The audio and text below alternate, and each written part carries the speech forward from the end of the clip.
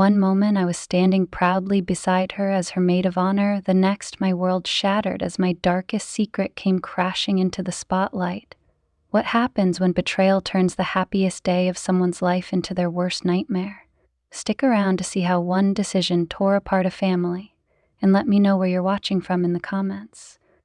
Don't forget to subscribe for more stories just like this one. The morning sunlight streamed through the lace curtains of my childhood bedroom, casting delicate patterns on the walls. I stared at my reflection in the vanity mirror, trying to ignore the knot twisting in my stomach. Today was my sister's wedding, and I was her maid of honor. My sister, Lily, had always been the golden one. With her bright smile and easy charm, she seemed to float effortlessly through life, collecting admirers and accolades as if they were her birthright. Even as a child, I had stood in her shadow, the quieter, less remarkable sister. But now, as the golden girl prepared to walk down the aisle, I was the one holding on to a secret that could shatter her perfect day. A soft knock on the door pulled me from my thought. "Are you ready yet?" Lily's voice called from the hallway, tinged with excitement. "Almost," I replied, forcing cheer into my tone. She pushed the door open and stepped inside, her bridal robe billowing slightly as she moved. Her cheeks were flushed, her eyes sparkling with the kind of happiness I hadn't felt in years. "You're not even dressed," she exclaimed, her hands on her hips. "Come on, Emma, this is your big job. You can't let me down now." Her words felt like a dagger. If only she knew.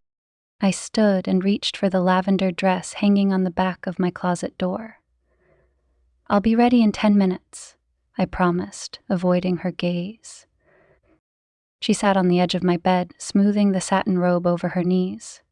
"I can't believe it's finally happening," she said, her voice soft. "Ethan and I are getting married. It feels like a dream." I paused, the hanger still in my hand.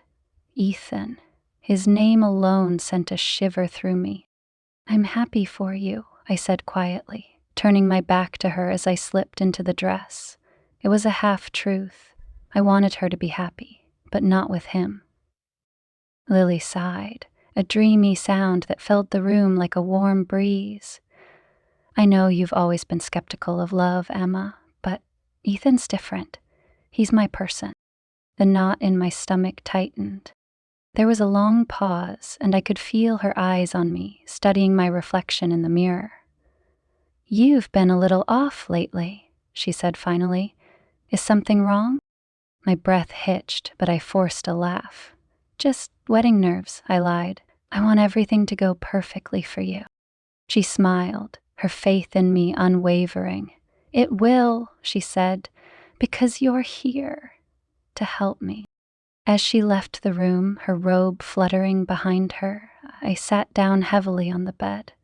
The weight of my guilt was suffocating, but there was no turning back now.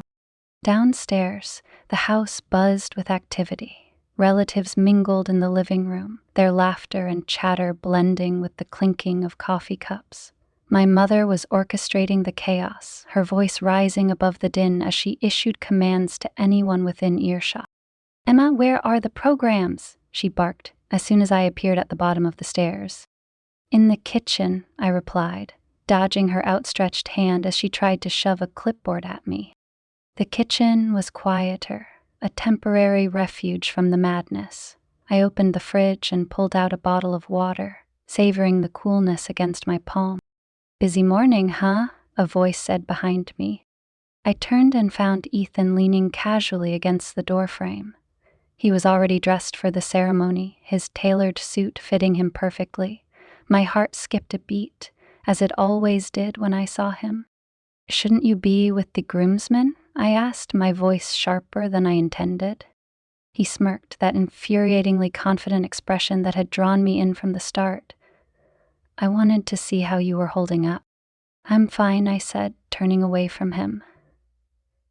"You should go." But he didn't move. Instead, he stepped closer, his voice dropping to a whisper. "You look beautiful, Emma."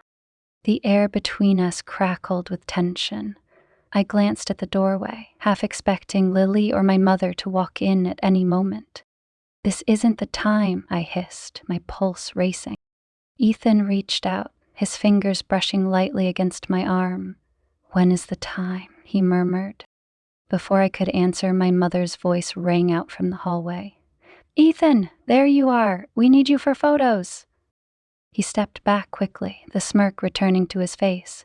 "Coming," he called, his eyes lingering on me for a moment longer before he left. I slumped against the counter, the bottle of water forgotten in my hand. The walls of the kitchen seemed to close in around me. I had made a terrible mistake, and now I was trapped in a web of lies I didn't know how to escape. The rest of the morning passed in a blur of tasks and stolen glances. As the ceremony drew closer, the energy in the house shifted. Excitement buzzed in the air, masking the undercurrent of tension I carried with me. By the time the limo arrived to take us to the venue, I felt like I was walking on a tightrope, every step precariously close to disaster. Lily was radiant in her gown, her happiness infectious as we helped her climb into the car. "You're being so quiet," she said, nudging me playfully as we settled into our seats. "I think you're more nervous than I am." I forced a smile. "Just want everything to be perfect," I said. She squeezed my hand. "It already is. I'm so lucky to have you as my sister." Her words felt like a knife twisting in my chest. I looked out the window, unable to meet her eyes. At the church, the final preparations were underway. The guests began to arrive, their chatter filling the grand hall as they took their seat. Lily and I stood together in the bridal suite, waiting for the cue to walk down the aisle. She adjusted her veil one last time and turned to me, her eyes shimmering with unshed tears. "Thank you for being here for me," she said, her voice thick with emotion. I nodded, unable to speak past the lump in my throat. The music started, and the doors to the sanctuary opened. Lily's face lit up as she took her first step toward her future, blissfully unaware of the storm brewing just behind her. The church doors shut behind Lily, and the echoes of the wedding march faded as I stood alone in the bridal suite, staring at my reflection in the ornate mirror. For a moment, the weight of the day lifted, and I was transported back to the night it all began, a moment I would give anything to undo. It was 6 months ago, during Lily's engagement party, that Ethan and I first found ourselves alone. The event was lavish, held in the garden of our parents' estate, strung with fairy lights and brimming with champagne and laughter. Lily flitted from guest to guest like a butterfly, her charm as natural as the sunlight filtering through the trees. I, on the other hand, had taken refuge by the bar, sipping a glass of wine and trying to avoid awkward small talk with distant relatives. That's when Ethan appeared, leaning casually against the counter as if the crowd didn't exist. "Not enjoying the party?" he asked, his voice warm and teasing. I shrugged, swirling the wine in my glass. "Not really my scene." He smiled, and for the first time I noticed the dimple in his cheek. "I wouldn't have pegged you for a wallflower," he said, his tone light but his eyes searching. "And what would you have pegged me as?" I countered, raising an eyebrow. Ethan tilted his head, studying me for a moment. "Mysterious," he said finally, "the kind of person who always has a story to tell but keeps it locked away." I laughed, the sound awkward and forced. "You don't know me," I replied, though something about his words unsettled me. He didn't miss a beat. "Not yet," he said, his smile widening. Over the weeks that followed, Ethan seemed to find reasons to call or text me. At first, it was small things, a question about Lily's preferences or a request for help planning the wedding. But soon, the conversations drifted into other territories, shared jokes, late-night talks about life and dreams, and casual comments that lingered longer than they should. One evening, he called to ask for advice on Lily's birthday gift. I was at home, curled up on the couch with a book, when his name lit up my screen. "Hey," I answered, my voice wary. "Hey," he said, his tone oddly hesitant. "I hope I'm not bothering you." No, it's fine. What's up? There was a pause on the line, and I heard him sigh. I don't know what to get her, he admitted. You know her better than anyone. I frowned, unsure why he was reaching out to me instead of Lily. She likes simple things, I said. Maybe a piece of jewelry? Something meaningful? Like what? He pressed, his voice low and steady. I hesitated, feeling the familiar pull of his presence even through the phone. A charm bracelet, I said finally. Something you can add to over time. That's a good idea, he said softly. For a moment, neither of us spoke, the silence stretching between us like a taut wire. Ethan, I began, my voice barely above a whisper. Is this about Lily, or is this about something else? His breath hitched, and I knew I had struck a nerve. It's complicated, he said at last. The first time we crossed the line was a week later. Lily was out of town on a work trip, and Ethan had invited me to dinner under the guise of discussing wedding details. We met at a quiet bistro downtown, tucked away from prying eyes. The air between us was thick with unspoken tension, and as the evening wore on, the boundary between right and wrong blurred until it disappeared entirely. I shouldn't be here, I said, my voice trembling as he walked me to my car. Neither should I, he replied, his hand brushing mine. I turned to face him, my breath catching as his gaze locked onto mine. Ethan, this is a mistake, I whispered, though my resolve was already crumbling. He stepped closer, his voice low and urgent. I can't stop thinking about you, Emma. Before I could respond, his lips were on mine, the kiss stealing the air from my lungs. I knew it was wrong, knew the consequences would be devastating, but in that moment, all I could feel was the heat of his touch and the weight of his confession. From that night on, we were caught in a whirlwind of stolen moments and whispered promises. We met in secret, away from the prying eyes of our family and friends. Every encounter was a delicate balancing act, a dance on the edge of discovery. But as the weeks turned into months, the weight of our deception began to take its toll. I would lie awake at night, haunted by the knowledge of what I was doing to Lily, the one person who had always believed in me. Ethan, for his part, seemed unfazed.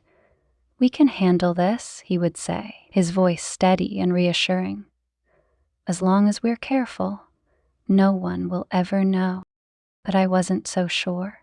Every stolen glance at family gatherings, every casual touch that lingered too long, felt like a ticking time bomb waiting to explode. The turning point came one evening when Lily and I were having dinner at our parents' house. Ethan had joined us, and I could feel his eyes on me the entire night, his presence both a comfort and a torment. After dinner, as Lily and my mother cleared the table, Ethan cornered me in the hallway. We need to talk, he said, his voice low and urgent. Not here, I hissed, glancing nervously toward the kitchen. Then when? He demanded. I can't keep doing this, Emma. We need to figure out where this is going. I stared at him, my heart pounding in my chest. I don't know, I admitted. But not now, not here. He nodded reluctantly, his hand brushing mine as he turned to leave. The simple touch sent a jolt through me, a reminder of the mess we had created. Back in the present, the memory faded as the bridal suite door opened and my mother stepped inside. Emma, they're calling us, she said, her tone brisk. I nodded, forcing myself to stand. The time for reflection was over. I had made my choices, and now I had to live with them. As I followed her out of the room, I caught a glimpse of myself in the mirror. My face was pale, my eyes shadowed with guilt. For a moment, I wondered if Lily would notice. But then the music swelled, and the doors to the sanctuary opened, ushering me into a day that would forever change us all. The sanctuary was filled with an almost magical energy, the kind you only feel during weddings. The air was thick with the scent of lilies, matching the delicate arrangements lining the aisle. Guests turned in their seats, their murmurs softening as the bridal party made their procession. I followed behind the other bridesmaids, my steps mechanical, my expression carefully composed. Lily stood at the back of the church, her hand lightly brushing the arm of our father. She looked radiant, her gown shimmering under the gentle light streaming through the stained glass. She caught my eye and gave a small, excited wave. I returned it, my smile as fragile as glass. Beside her, Ethan adjusted his tie, his eyes darting toward me for the briefest moment. Every nerve in my body screamed at me to look away, but I couldn't. His gaze lingered, and for that fleeting second, it was as if no one else existed. The music began, and Lily took her first steps down the aisle. She glided past the rows of family and friends, each step measured and graceful. Ethan's face lit up with a smile so convincing it nearly made me forget everything. Nearly. The reception hall was a whirlwind of activity after the ceremony. Laughter and clinking glasses filled the air, a cacophony of celebration. I stood near the edge of the room, sipping champagne and watching Lily and Ethan sway together during their first dance. My mother appeared beside me, beaming. "Isn't this just perfect?" she said, her voice tinged with pride. I nodded, forcing a smile. It really is. But perfect wasn't the word I would have used. The scene unfolding before me felt like a carefully crafted lie, one I was complicit in. As the music shifted to something upbeat, Lily twirled out of Ethan's arms, laughing as the bridesmaids and groomsmen joined them on the dance floor. She waved me over, but I shook my head, holding up my glass as an excuse. "You're no fun," she teased, her voice carrying over the music. I laughed lightly, but my heart was pounding. Later, I escaped to the terrace for some air. The night was cool, the stars scattered across the sky like fragments of glass. I leaned against the railing, the distant hum of the reception muffled by the doors behind me.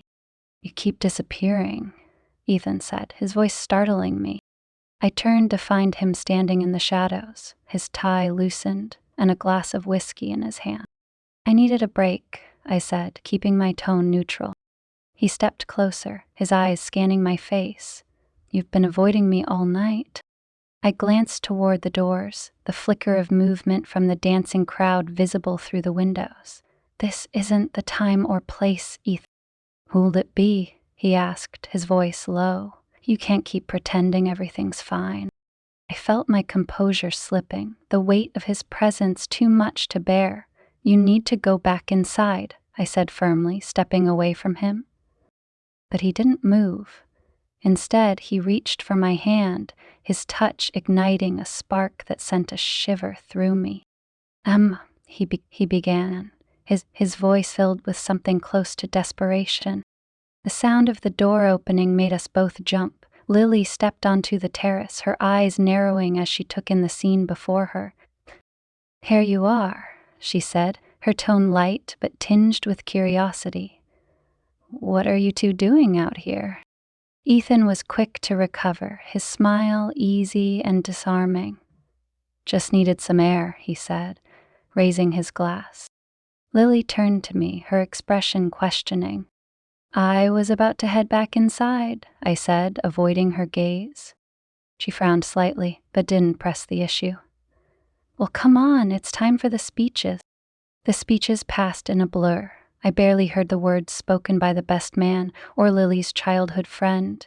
My mind was a storm of guilt and panic, each stolen glance from Ethan amplifying my anxiety. When it was my turn to speak, I stood hesitantly, clutching the microphone like a lifeline. "Lily," I began, my voice trembling slightly, "you've always been my role model, the kind of person who lights up every room you enter." She smiled, her eyes shining. "And Ethan?" I continued, my gaze briefly meeting his. "You're everything I could have ever hoped for in a brother-in-law. I've never seen Lily as happy as she is with you." The words tasted bitter on my tongue, but the applause that followed masked my discomfort. I sat down quickly, avoiding Ethan's eyes as I passed the microphone to the next speaker. After the speeches, Lily cornered me near the dessert table. "You've been acting weird all day," she said, her tone teasing but underpinned with concern. "I'm just tired," I lied, busying myself by straightening the napkins. She tilted her head, studying me. "You know you can talk to me, right? If something's bothering you." "Of course," I said, forcing a smile. Her gaze lingered for a moment longer before she nodded, satisfied. "Good, because I need my big sister on my side." I swallowed hard, her words like a punch to the gut. The night wore on, and as the guests began to leave, I felt a flicker of relief. The day was almost over, and with it the unbearable weight of pretending. Lily and Ethan were standing near the entrance, bidding farewell to the last of the guests. As I approached to say goodnight, Lily turned to me, her smile radiant. "Thank you for everything, Emma," she said, pulling me into a hug. "I don't know what I'd do without you." My throat tightened, the guilt threatening to choke me. Ethan's eyes met mine over her shoulder, his expression unreadable.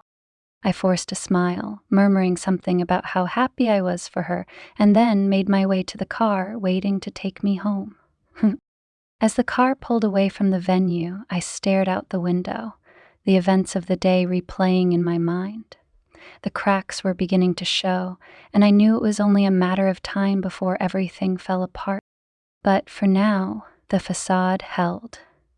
Barely. The rehearsal dinner had been planned to perfection, just like everything else in Lily's wedding. The private dining room at the upscale restaurant was bathed in warm, golden light from the crystal chandeliers above. Long tables adorned with white roses and gold accents stretched across the room, filled with family and close friends. I arrived early, not by choice, but because Lily had insisted. She wanted me to oversee the final touches and make sure everything went smoothly. "Emma, you're amazing," she said, giving me a quick hug when I met her in the foyer. "I don't know how I'd survive this without you." Her words were a double-edged sword. They filled me with pride and guilt in equal measure. "Just doing my job as maid of honor," I said lightly, hoping my smile looked more natural than it felt. Ethan arrived shortly after, dressed in a perfectly tailored navy suit. He greeted Lily with a kiss on the cheek, then turned to me. "Emma," he said, his tone polite but tinged with something deeper. "Ethan," I replied, keeping my voice even. If Lily noticed the tension, she didn't let on. "I need to check the seating arrangements," she said, glancing at her clipboard. "You two can handle the guests as they arrive, right?" "Of course," Ethan said smoothly. She flashed us a grateful smile before disappearing into the dining room. As soon as she was out of earshot, Ethan stepped closer. "You've been avoiding me," he said under his breath. I stiffened, glancing around to make sure no one was within earshot. "This isn't the time or place," I whispered. His jaw tightened, but he nodded. "We need to talk," he said. Now," I insisted, my voice firmer. Before he could respond, the first wave of guests began to arrive. We slipped into our respective roles, greeting relatives and friends with smiles that felt increasingly forced. The dinner itself was a flawless execution of Lily's vision. Guests laughed and clinked glasses as they enjoyed the 5-course meal. Toasts were made, stories were shared, and the air was filled with the kind of joy that could only come from a gathering of loved ones. But beneath the surface, I was unraveling. Ethan was seated across from me, his gaze flickering to mine every so often. Each time, it felt like a silent plea, a reminder of the unspoken words hanging between us. I tried to focus on the conversations around me, but his presence was a constant distraction. At one point, Lily leaned over to whisper in my ear, "You're so quiet tonight. Everything okay?" "Just tired," I said, offering her a small smile. She frowned but didn't push. After dinner, the guests moved to the lounge area for drinks and desserts. The atmosphere was lively, the sound of laughter and clinking glasses echoing off the marble walls. I stood by the bar nursing a glass of wine and watching as Lily mingled effortlessly with the crowd. She looked radiant, her happiness contagious. "You're really good at this," Ethan's voice said behind me. I turned to find him standing there, a glass of whiskey in hand. "At what?" I asked, keeping my tone neutral. "Pretending everything's fine," he said, his eyes searching mine. I glanced around, ensuring no one was watching. "This isn't the place for this conversation," I said through clenched teeth. "Wherever will it be?" he asked, his voice low but insistent. I didn't have an answer. Lily approached before I could respond. "Here you two are," she said brightly. "We're taking group photos, come on." Ethan stepped back, his expression unreadable. The photographer ushered us into place, arranging the bridal party and immediate family for a series of shots. I stood beside Lily, my arm around her waist as the camera clicked. Ethan was on her other side, his hand resting lightly on her shoulder. The three of us smiled for the camera, the perfect picture of a happy family. But beneath the surface, everything was cracking. Later that evening, as the crowd began to thin, Lily pulled me aside. "Can I ask you something?" she said, her tone serious. "Of course," I said, my heart skipping a beat. She hesitated, her brow furrowing. Have you noticed anything off with Ethan lately?" My blood ran cold. "What do you mean?" I asked, my voice carefully measured. "I don't know," she said, shaking her head. "He's been a little distracted. I figured it was just wedding stress, but what?" She sighed. "It's probably nothing. I'm probably just overthinking things." I forced a smile. "It's normal to feel a little anxious before the wedding. Everything's going to be fine." She nodded, her expression softening. "You're probably right. I don't know what I'd do without you, Emma." Her words were like a knife to the chest. As I drove home that night, the weight of her trust bore down on me. She saw me as her confidant, her rock, the person she could rely on no matter what. But I wasn't that person. Not anymore. Ethan's words echoed in my mind. "We need to talk."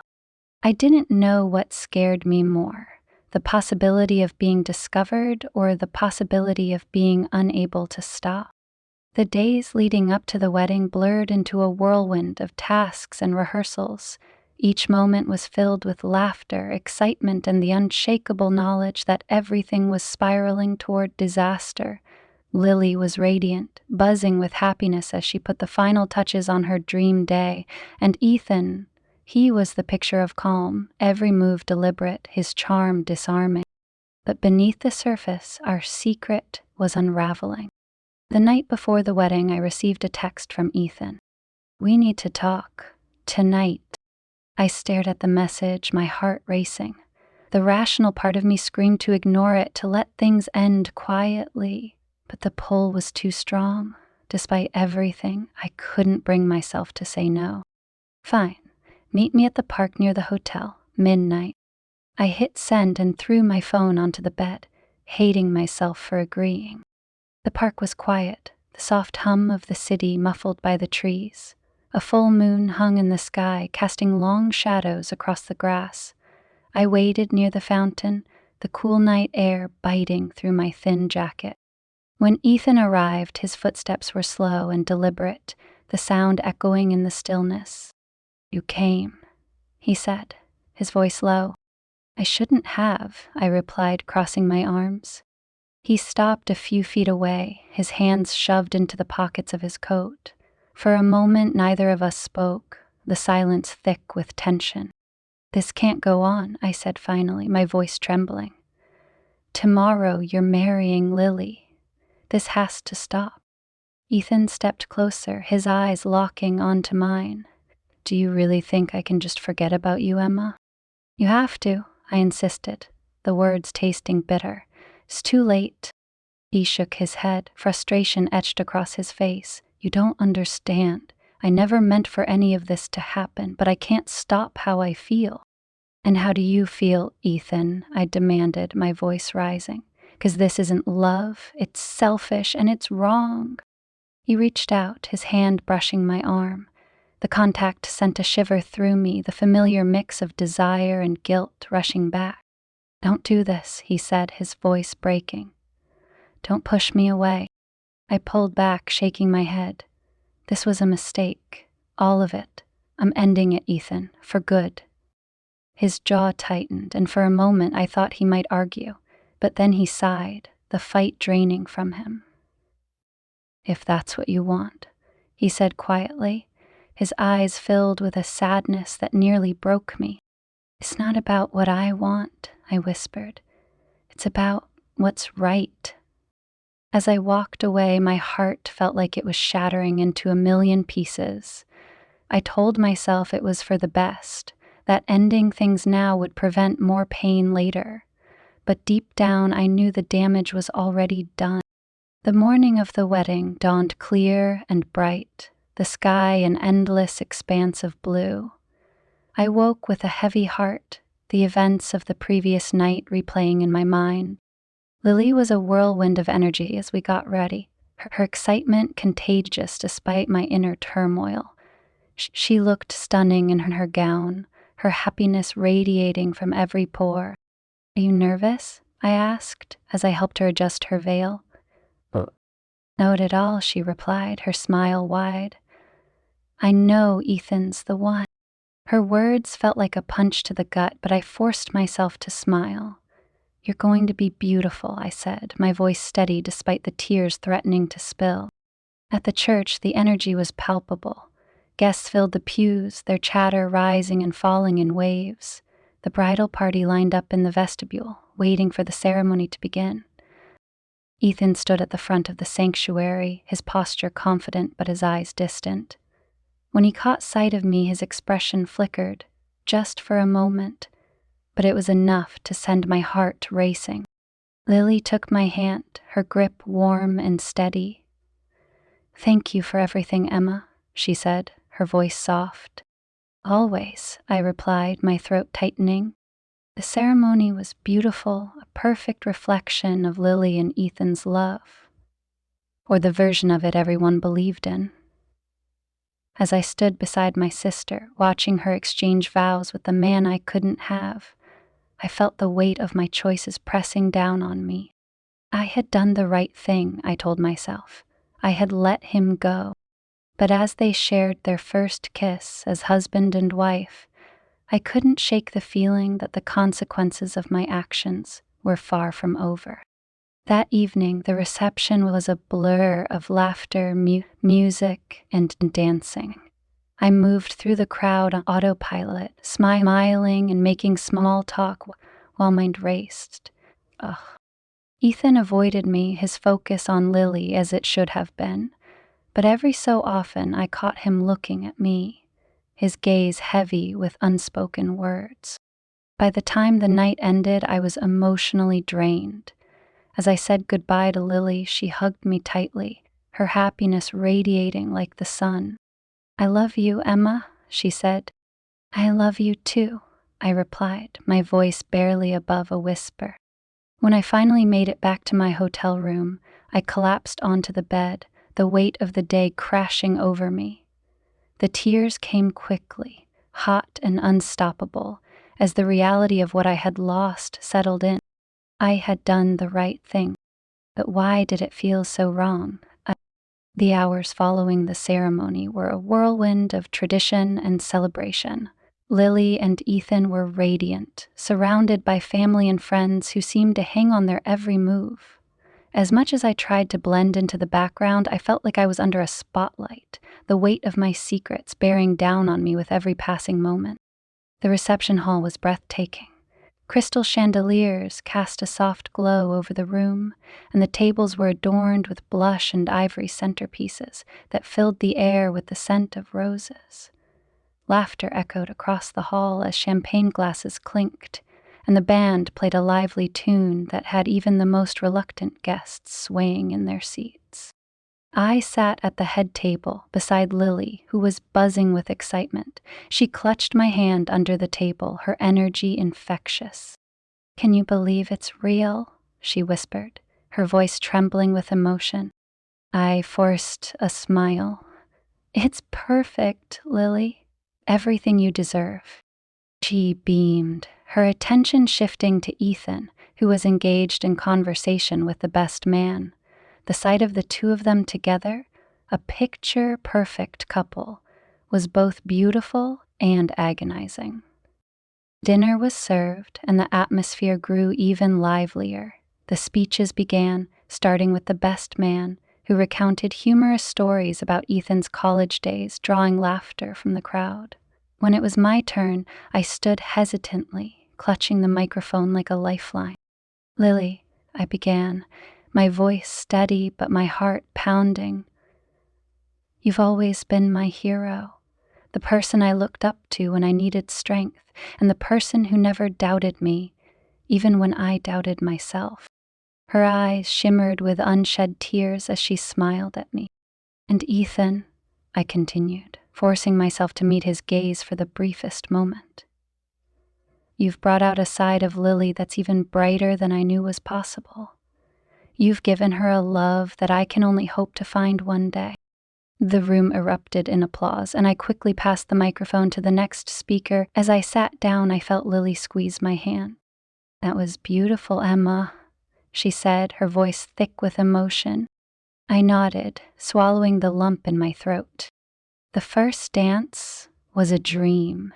Lily and Ethan swayed together under the dimmed lights, their movements slow and deliberate. They looked like they were in their own world, oblivious to the crowd of guests watching them with admiration. I stood on the sidelines, sipping my champagne and trying to ignore the ache in my chest. This was her moment, her fairy tale, and I had no right to feel anything but joy for her. "Care to dance?" a voice said beside me. I turned to see one of Ethan's groomsmen, a handsome man with a kind smile. He held out his hand, his invitation genuine.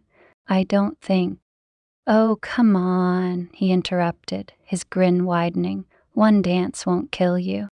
Reluctantly, I took his hand, allowing him to lead me onto the dance floor.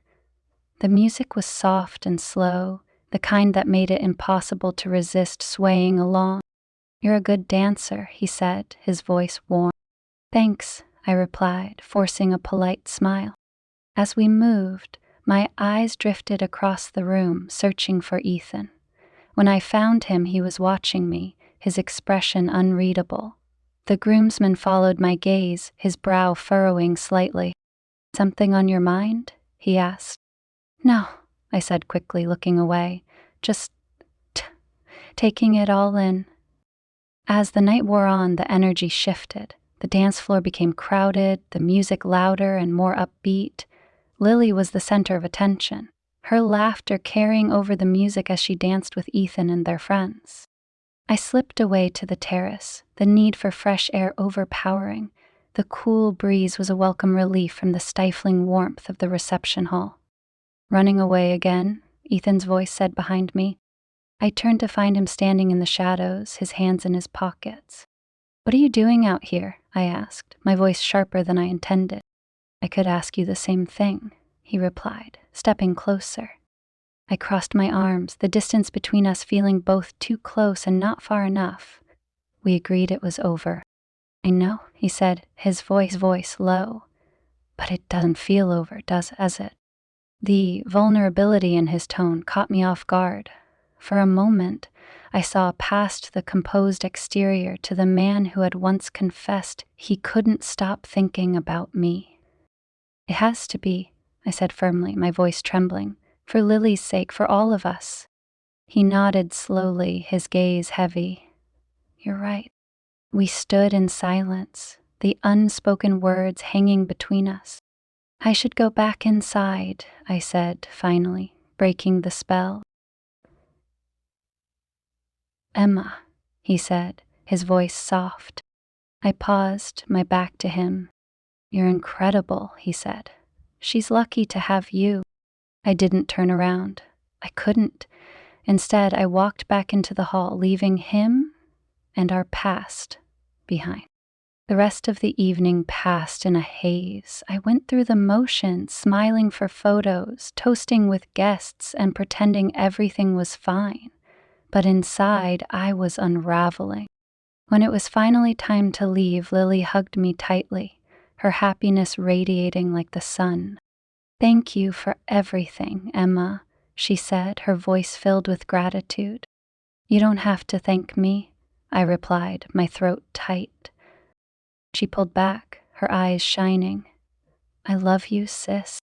"I love you too," I said, the words heavy with meaning. As I walked to my car, the weight of the day pressed down on me.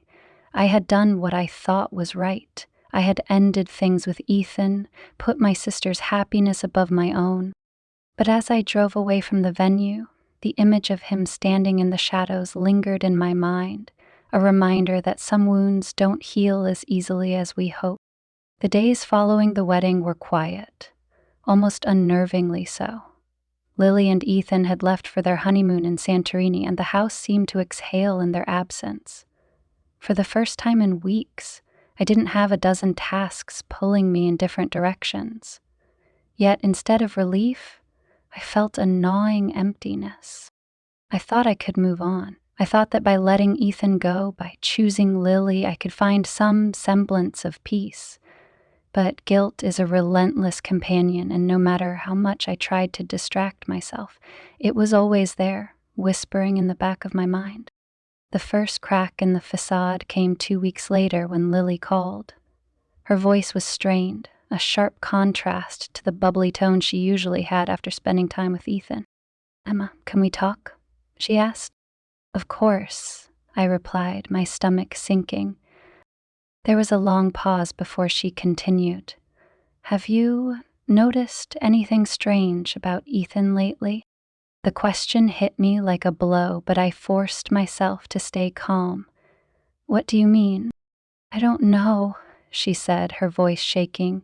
"He's been distant, and last night he called me Emma by mistake."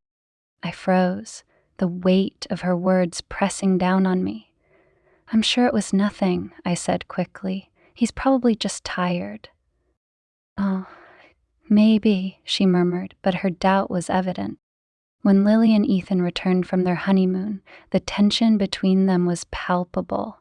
At first I thought I was imagining it, projecting my guilt onto them, but then I started noticing the way they avoided each other's gaze, the clipped tone of their conversations. One evening, Lily showed up at my apartment unannounced. She looked exhausted, her face pale and drawn. "Can I stay here tonight?" she asked, her voice barely above a whisper. "Of course," I said, ushering her inside. We sat on the couch, the silence heavy between us. Finally, she spoke. "I think Ethan's hiding something from me," she said, her hands twisting in her lap. "Why would you think that?" I asked, my heart racing. "I found messages on his phone," she said, her voice breaking. "They were deleted, but not before I saw enough to know they weren't meant for me." My chest tightened. "What did they say?" "Just things that didn't make sense," she said, tears spilling down her cheeks. "Things like, I can't stop thinking about you, and we need to talk." I swallowed hard, struggling to find the right words. "Maybe it's a misunderstanding," I offered weakly. She shook her head, her shoulders trembling. "I don't know what to believe anymore." The breaking point came at a family dinner a week later. It was supposed to be a casual gathering, a chance to celebrate Lily and Ethan's return. But from the moment I arrived, the atmosphere felt off. Lily was quiet, her smile forced as she greeted everyone. Ethan was even worse, his demeanor tense and distracted. As we sat around the table, the conversation flowed awkwardly. My parents reminisced about their honeymoon, my aunt told a long-winded story about her cat, and Finally, Lily set her fork down and looked directly at Ethan. "Do you have something to say?" she asked, her voice sharp. Ethan's head snapped up, his eyes wide with alarm. "What are you talking about?" "You've been acting strange for weeks," she said, her voice rising. "And I'm tired of pretending everything's fine." "Lily, this isn't the time," Ethan said, his tone low. "No," she said, standing up. "It's exactly the time. I'm not going to sit here and let you make a fool out of me." The room fell silent, all eyes on the two of them. "Ethan," she said, her voice trembling. "Are you having an affair?" The words hung in the air like a bomb waiting to detonate. Ethan looked around the table, his face pale. "I don't know what you're talking about," he said, his voice shaky.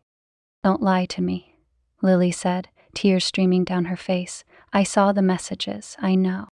Ethan opened his mouth to respond, but before he could say anything, Lily turned to me. "Emma," she said, her voice breaking. "Do you know anything about this?" The question hit me like a punch to the gut.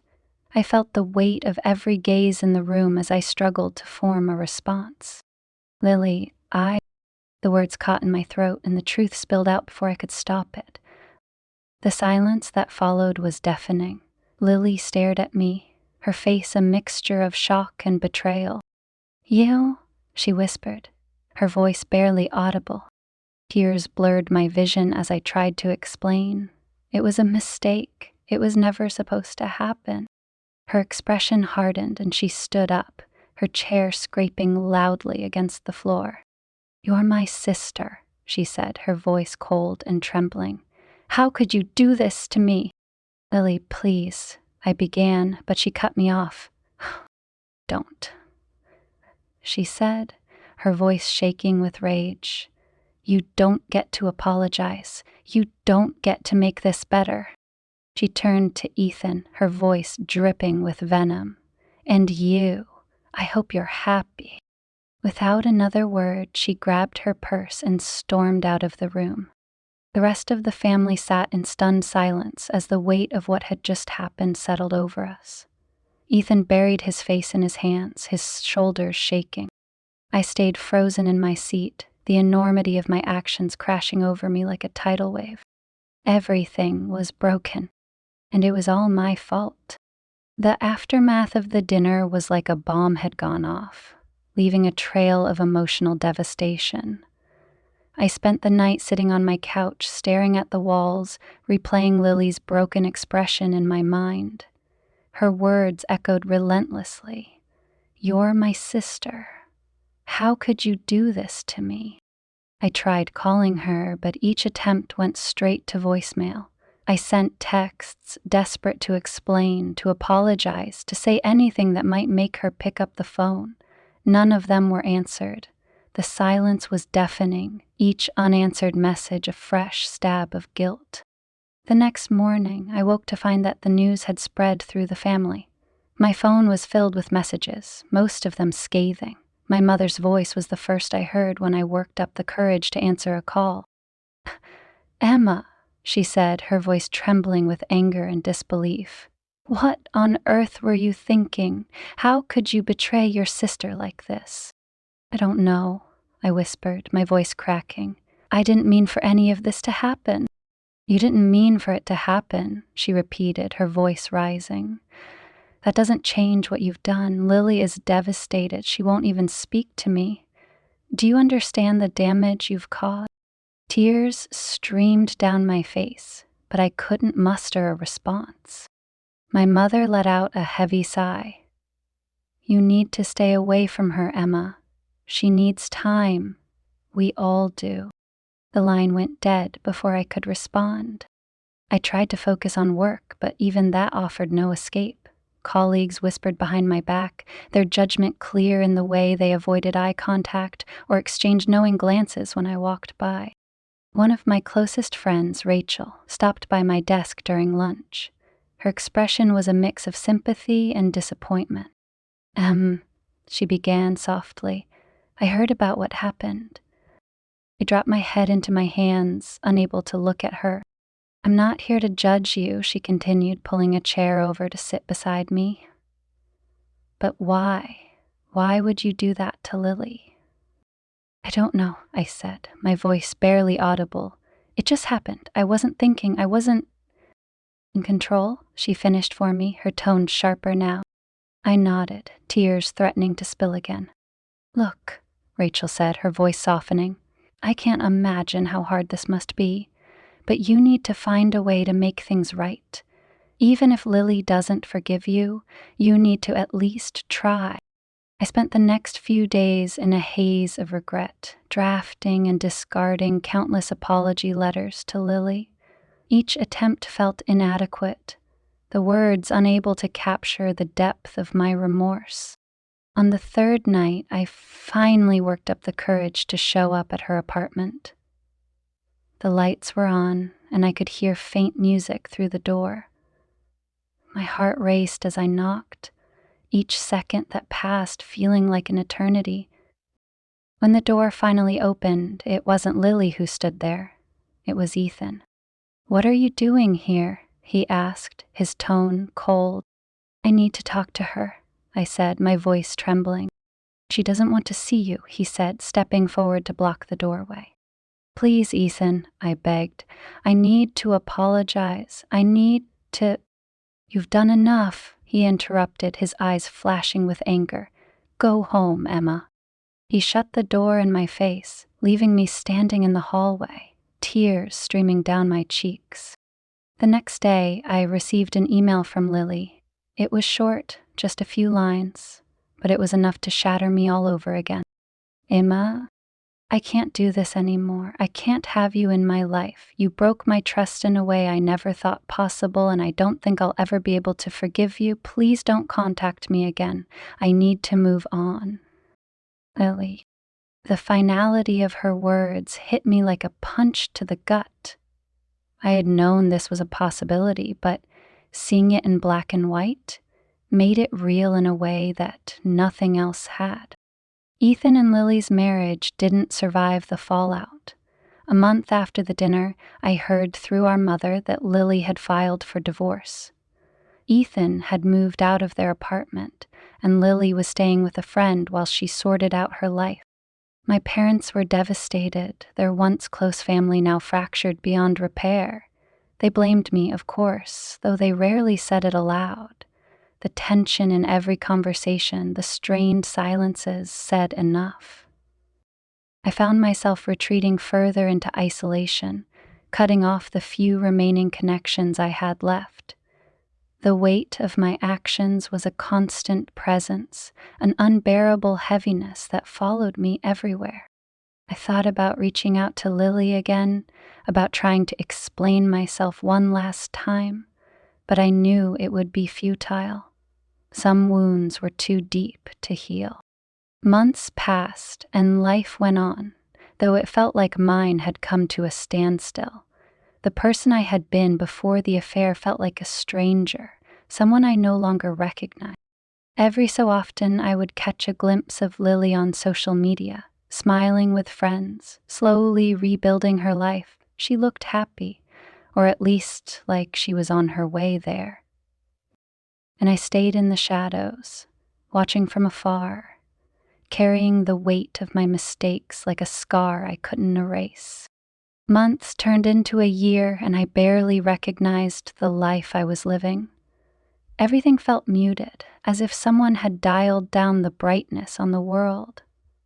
My apartment became both a sanctuary and a prison, the walls closing in as I spent my days cycling through regret, guilt, and longing for the relationships I had destroyed. Lily had moved on, or at least that's what it seemed like from the glimpses I caught on social media. Her posts were carefully curated, filled with smiles and laughter, a testament to her resilience. But I knew my sister. I knew how much she hid behind her smile. I thought about reaching out countless times, my fingers hovering over the keyboard as I tried to find the right words. But every draft felt hollow, every apology inadequate. One rainy afternoon, I found myself walking through the park near our childhood home. The gray sky mirrored my mood, the steady drizzle soaking through my jacket. I hadn't planned to stop at the old gazebo where Lily and I used to play, but My feet carried me there instinctively. The wooden structure was weathered, its paint peeling after years of neglect. I sat on the bench inside, the familiar creak of the wood stirring memories I had long buried. I thought about the day Lily told me Ethan had proposed. Her excitement had been contagious, her face lighting up as she showed me the ring. "I'm so lucky, Emma," she had said, her eyes shining. "He's everything I've ever wanted." At the time, I had been genuinely happy for her, but somewhere along the way that happiness had been tainted by my own selfish desires. As I sat there, lost in thought, a familiar voice broke through the rain. "Nana." I turned, my heart leaping into my throat. Lily stood at the edge of the gazebo, her umbrella tilted to shield her from the rain. She looked different, stronger, more composed, but her expression was unreadable. "What are you doing here?" she asked, stepping under the cover of the gazebo. "I didn't know you'd be here," I said, standing awkwardly. "I was just thinking." She nodded, her gaze sweeping over the worn benches and faded carvings from our childhood. "I come here sometimes," she admitted. "It reminds me of simpler times." I hesitated, unsure if I should say what was on my mind, but this was the first time she had spoken to me since that disastrous dinner, and I couldn't let the moment slip away. "Lily," I began, my voice trembling, "I'm so sorry. For everything. I never meant to hurt you." Her eyes met mine, and for a moment I saw a flicker of the sister I used to know, but then her expression hardened. "Do you have any idea what you took from me?" she asked, her voice cold.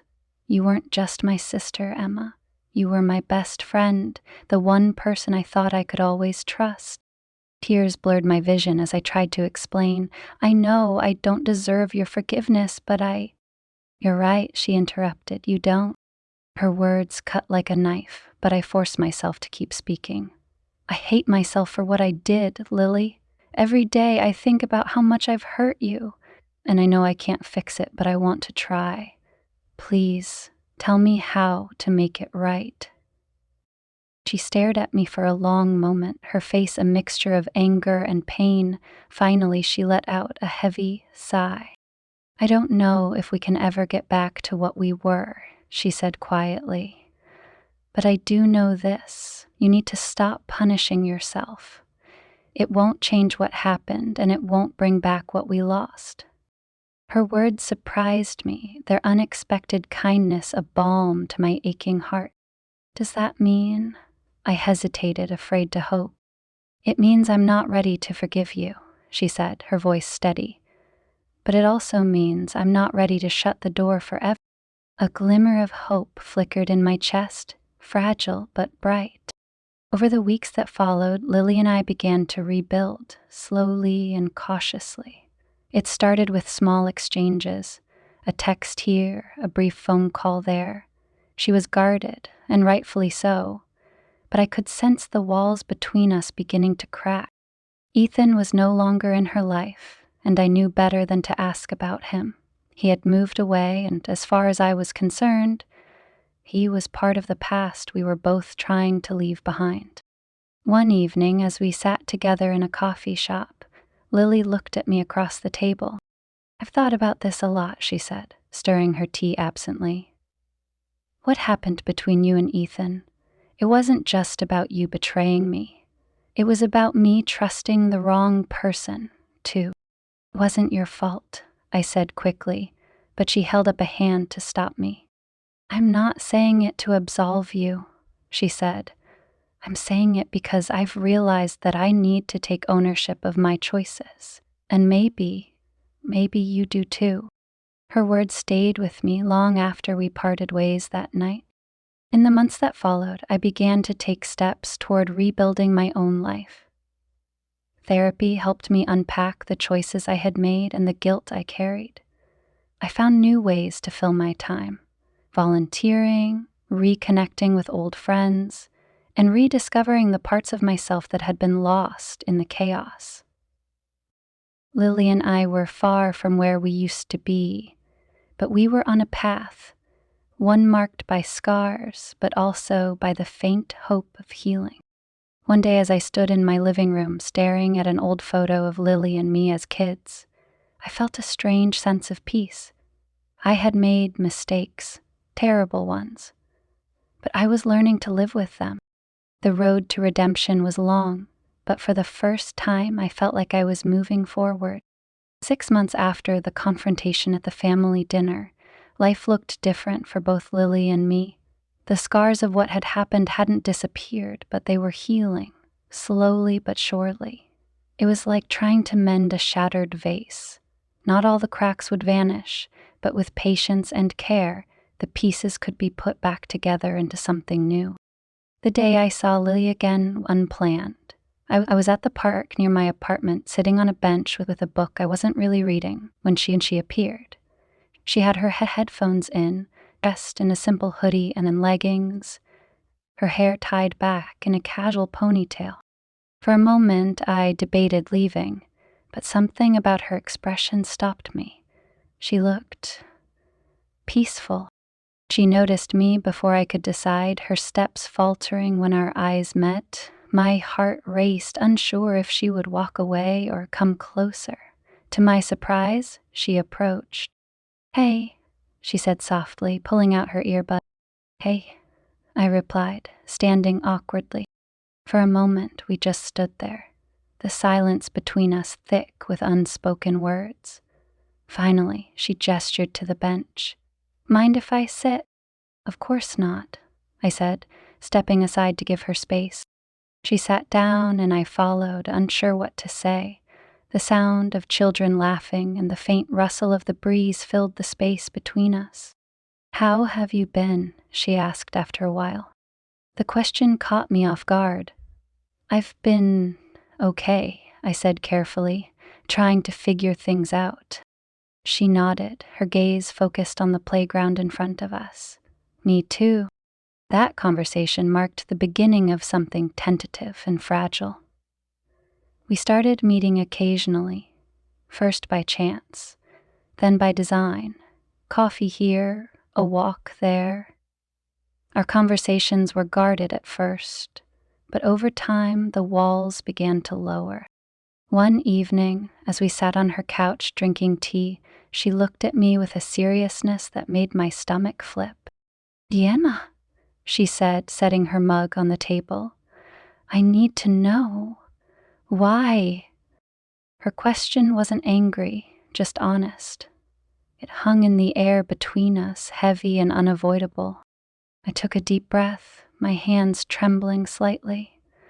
"I don't think I can give you a good answer," I admitted. I wasn't happy with myself. I felt invisible. And when Ethan gave me attention, it felt like I mattered for the first time in a long time. But it wasn't real. I know that now.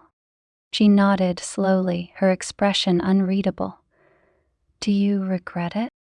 "Every single day," I said, my voice breaking.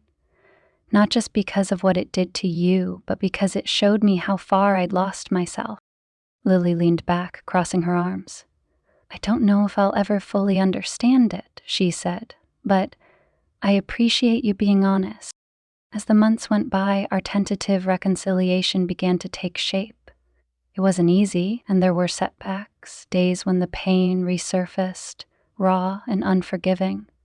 But we both made an effort, and that effort mattered. One day, while we were walking through the park, Lily stopped abruptly. "You know," she said, "I hated you for a long time." I froze, unsure how to respond. "But then I realized," she continued, "that holding on to that hate was only hurting me. So I decided to let it go." Tears welled up in my eyes as her words sank in. "Thank you," I whispered. She smiled faintly. "Don't thank me yet. We're still figuring this out." As for Ethan, he became a ghost of our shared past, someone neither of us mentioned. The last I heard, he had moved to another city, starting over in his own way. Whatever path he was on, it wasn't one I wanted to follow. The turning point in my journey came during a therapy session when my counselor asked me a question I hadn't expected. What would forgiveness look like for you, Emma? I stared at her, confused. Forgiveness from Lily? No, she said gently. Forgiveness for yourself. I sat with the question for a long time, unsure how to answer. But over the following weeks, it lingered in my mind, shaping the way I saw my actions and myself. Forgiveness didn't mean erasing the past or excusing what I'd done. It meant acknowledging my mistakes, learning from them, and finding a way to move forward without being defined by them. One evening, as I was writing in my journal, my phone buzzed with a text from Lily. "Let's do dinner next week. My treat." A smile tugged at my lips as I typed back a response. "I'd like that." That night I stood on my balcony, the city lights twinkling below me. The weight of the past still lingered, but it no longer felt unbearable. I had made terrible choices, ones that had hurt the person I loved most in the world. But I was learning to live with those choices, to own them without letting them define me. Lily and I were rebuilding something new, not the relationship we had before, but something honest and real. And for the first time in what felt like forever, I allowed myself to hope. Hope that one day I could truly forgive myself. Hope that one day we could both find peace. And as I stood there, the cool night air brushing against my skin, I realized something. Life wasn't about erasing the cracks. It was about learning to live with them and maybe even finding beauty in the way they shaped you.